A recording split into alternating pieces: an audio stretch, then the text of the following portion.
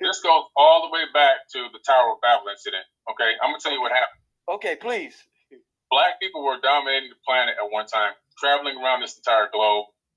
There's been indigenous black people on every single continent. I mean, every continent. Before, we were living for thousands of years, and when he realized, oh, they're living too long to get too smart. This is competition. I got to shorten their years, just keep them as grunt workers, let them do what we follow our orders, and then they die out before they can get too smart, and then they got the next generation coming, and so forth and so on. So this is where it goes. So then what he did was he took us and he split us up and put us all around the planet. So he took all these people, which are primarily mostly black people, and split us up all over the planet. This is how we got all over the planet. And then also changed our language. And the Bible says confused our languages, but he changed all the languages so that we couldn't communicate properly with each other. And so now we became people that couldn't communicate, which means we became people who were in competition with each other, and we started fighting each other instead of fighting the real enemy. So this was the system that was put into place so many thousands of years ago to take black people who were becoming technologically advanced, becoming too smart, living for thousands of years, shorten their lifespan, split them up, put them all over the planet, change all their languages, and then basically, so to speak, kind of abandoned them there with new kings and rulers, putting them to work in those areas. So this is how far back it goes. So the oppression literally started because we were too smart. We were too smart for our own good, and we were looked at as competition, and that's what happened.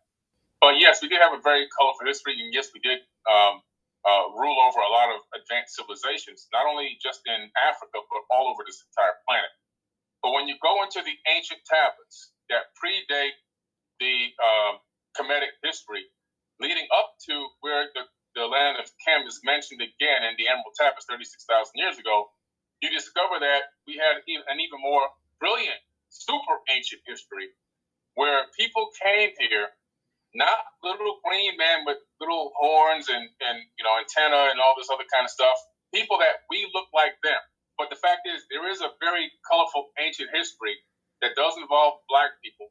And it doesn't mean that we're taking away from any accomplishments. It means that a lot of this information came from another place. And when you look into a lot of the cover-ups with UFOs and so forth, one of the biggest reasons for the big-time cover-up on UFOs is the fact that there are some black people in those UFOs, not little tiny gray aliens and all of them, not green people, not these looking animal-type aliens, black people that look like us, flying around in space and monitoring this planet and going back and forth as they please. And that's one of the biggest secrets that they're keeping from you and don't want you to know about.